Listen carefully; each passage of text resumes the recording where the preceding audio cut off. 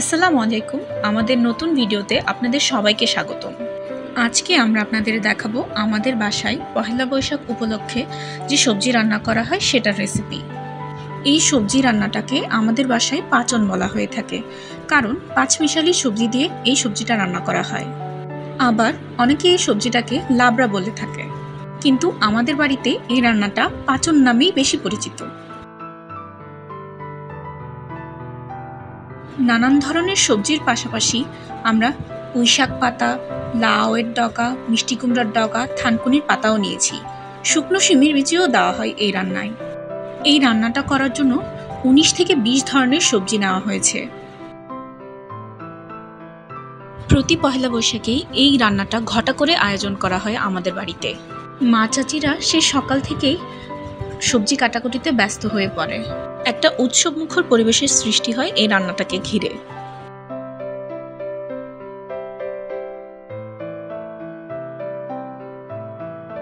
এই রান্নার বিশেষ একটা উপকরণ হচ্ছে কাঁচা কাঁঠাল। এই কাঁচা কাঁঠাল পাচনের স্বাদ বহুগুণে বাড়িয়ে দেয়। এই রান্নার একটা বিশেষ দিক হলো বাড়ির আশেপাশে থাকা পাতা লতা, ছোট কচি পাতা ইউজ করা হয়। তাই প্রতি বৈশাখেই আমরা সকাল সকাল বেরিয়ে পড়ি বাড়ির আশেপাশ থেকে লতা পাতা জোগাড় করতে।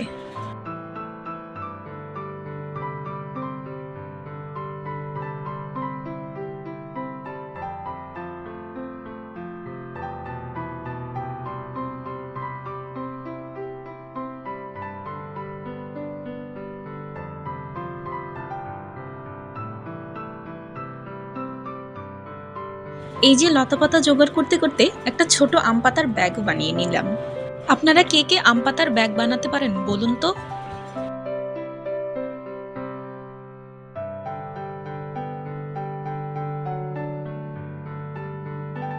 এই যে একটা সুন্দর ফুলও পেয়ে গেলাম, কিন্তু ফুলটার নাম তো জানি না। আপনারা জানলে জানাবেন।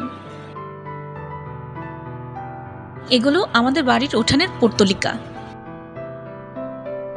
এদিকে রান্নাও শুরু হয়ে গেছে। যে সবজিগুলো রান্না হতে বেশি সময় লাগে সেগুলো আগে দেওয়া হচ্ছে।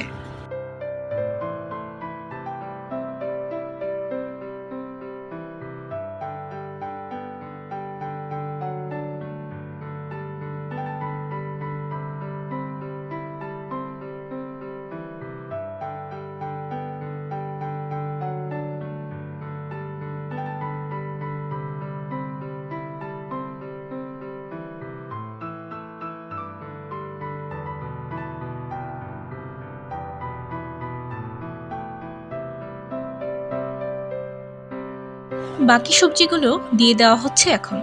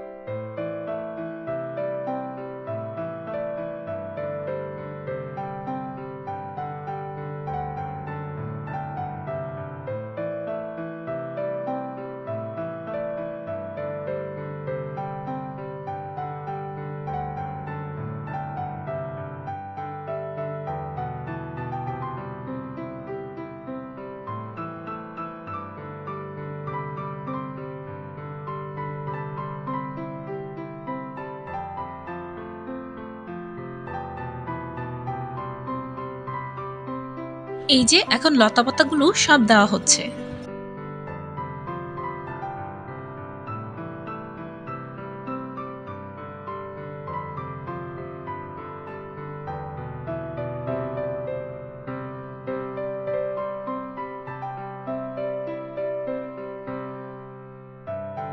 এই যে রান্নায় যে বড় টুকরাটা দেখতে পাচ্ছেন, এটা হচ্ছে বিষ কচু।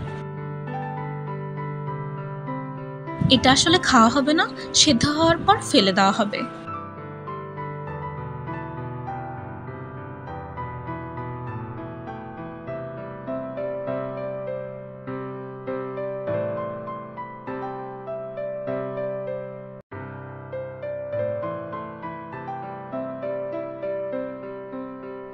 এখন সবজিতে পেঁয়াজের বাগার দেওয়া হবে। সেজন্য ডুবো তেলে মশলাগুলো ভেজে নেওয়া হচ্ছে। এখন পেঁয়াজও দিয়ে দিচ্ছি।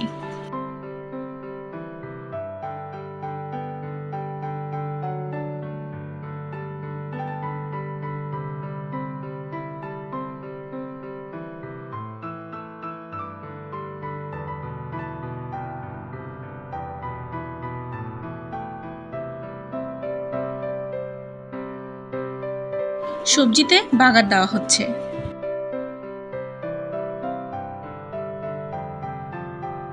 বাগার দেওয়ার পর সবজি আবার চুলায় বসিয়ে দেওয়া হলো।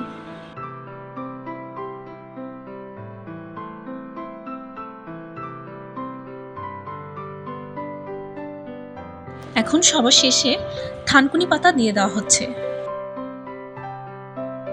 তৈরি হয়ে গেল আমাদের পাঁচন। খেতে কিন্তু অসাধারণ হয়েছে।